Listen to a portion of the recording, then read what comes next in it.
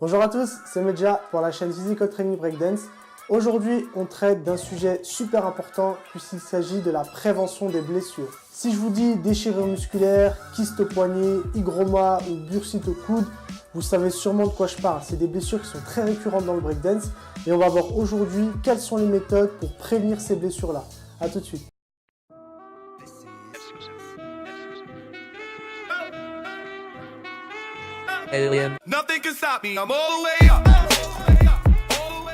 Tout d'abord, ce que vous devez savoir, c'est que prévenir des blessures, c'est hyper important. Voire, c'est une des choses les plus importantes. Pourquoi?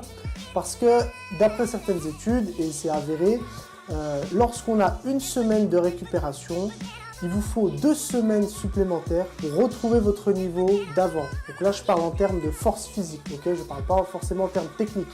Donc on a une perte de force et une perte de cardio lorsqu'on a ne serait-ce qu'une semaine de récupération. Donc imaginez lorsque vous venez à vous blesser sur 2 semaines, 3 semaines, 1 mois, voire des fois jusqu'à 6 mois. C'est quelque chose qui va être très compliqué à vivre. Pourquoi?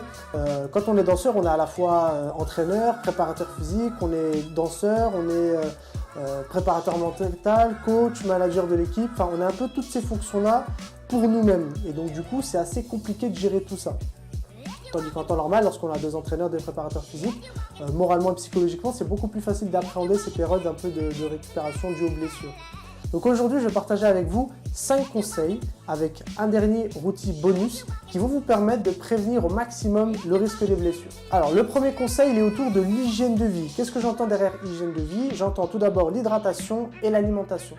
Ce qu'il faut savoir, c'est que quand vous êtes en déshydratation, donc vous savez que vous êtes en déshydratation à partir du moment où vous ressentez une sensation de soif, vous perdez en performance et vous rendez votre corps plus faible et donc plus sujet au risque de blessure.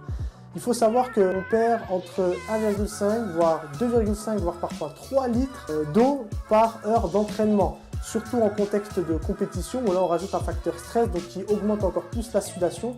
Donc ça peut aller très vite. 1 heure sans boire, c'est 20% des performances physiques en moins. Et ça peut faire toute la différence lorsque vous êtes au dernier round de votre battle. C'est à vous de faire le dernier passage où il y a tie break. L'autre facteur, ça sera l'alimentation. Si le repas est trop pauvre, le corps va devoir trouver un moyen de puiser l'énergie. Et il va puiser un peu dans ses dernières ressources d'énergie. Et ça va fatiguer votre corps en fait. Du coup, un corps fatigué, c'est tout de suite plus facile de se blesser. Donc on voit que l'hydratation et l'alimentation vont être un facteur de risque. Donc les moyens pour pallier à ça, moi je vous recommande de bien vous hydrater avant votre effort. Mais pendant votre effort, essayez de boire 3, 4, voire 5 gorgées d'eau toutes les 15 minutes à peu près. Ça vous évitera d'avoir la sensation de ballonnement. Ça vous permettra l'évitement de la déshydratation. Au niveau de l'alimentation, espacez au maximum de 3 ou 4 heures votre prise de repas et votre début d'effort physique. Le deuxième pilier, c'est le sommeil. Alors je ne vais pas m'attarder ici dans les détails, puisque j'ai déjà fait un article qui traite dessus. Enfin, ça traitait de la récupération, mais dedans, vous avez un chapitre sur le sommeil. C'est une étude récente qui a été faite sur les nageurs de haut niveau, de très haut niveau, et ils ont testé l'impact de 10 heures de sommeil sur leur performance. Et les résultats, ils sont au top parce qu'on voit qu'ils accélèrent leur sprint, donc au niveau musculaire c'est plus intéressant, la récupération est largement meilleure, leurs facultés cognitives sont également beaucoup plus optimales. On a tout intérêt à dormir au moins proche de 10 heures. Donc vous n'avez pas forcément à faire 10 heures, mais entre 8 et 10 heures. Troisième conseil, la préparation physique. Donc moi, c'est mon cœur de métier, donc je sais que c'est hyper important, mais peut-être que pour vous, ça ne l'est pas encore.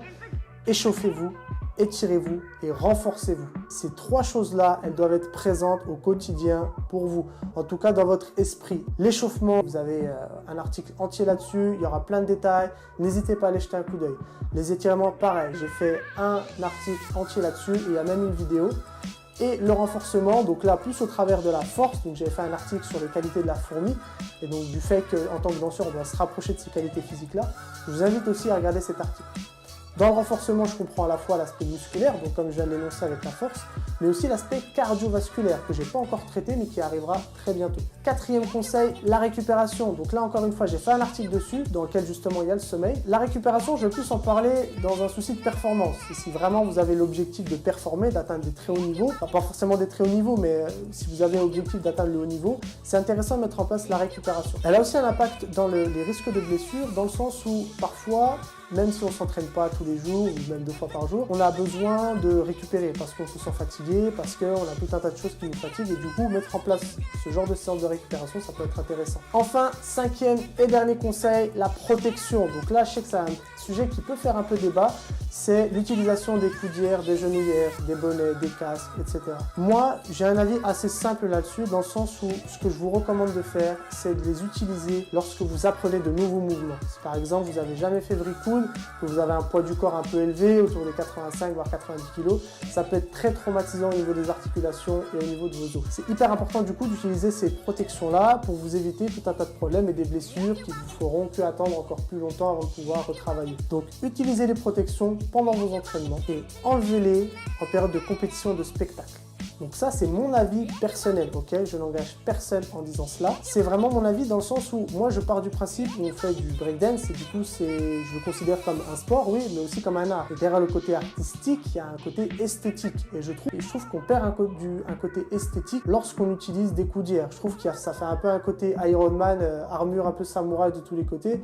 Et je trouve ça un peu dommage de devoir se paraître tout ça. Surtout qu'on part du principe où on doit maîtriser un peu les mouvements et donc du coup, potentiellement, on n'en a pas besoin. Encore une fois, ça n'engage que moi. Si vous sentez que vous avez le besoin d'utiliser ces coudières-là, parce que même en période de battle, vous avez peur de vous blesser ou vous vous sentez tout simplement plus à l'aise, utilisez-les. Il n'y a vraiment aucun problème. Le but principal, c'est pas d'avoir un côté esthétique, c'est de se faire plaisir. Ça reste avant tout un sport qu'on aime et du coup, il faut le pratiquer en sécurité. Ensuite, moi, je vous dirais qu'à la limite, si vous voulez les utiliser même pendant l'entraînement, faites-le, mais à partir du moment où vous commencez à maîtriser le mouvement, quand je parle de maîtriser, on a un peu plus de 4-5 tours, vous allez commencer à apprendre à vos muscles à absorber l'impact. Et c'est extrêmement important d'éduquer votre corps à absorber les impacts parce que sans ça, vous allez constamment vous blesser. Naturellement, vous le faites par exemple quand vous venez à sauter par exemple très haut avec vos jambes et au moment d'atterrir, vous ne restez pas droit comme un bâton. Vous allez absorber avec vos jambes l'impact. Et bien c'est ce que vous devez faire dans vos mouvements en break. 6e conseil, c'est pas vraiment un conseil, c'est plus un outil que je vais vous donner. En fait, il s'agit d'une grille qui va vous permettre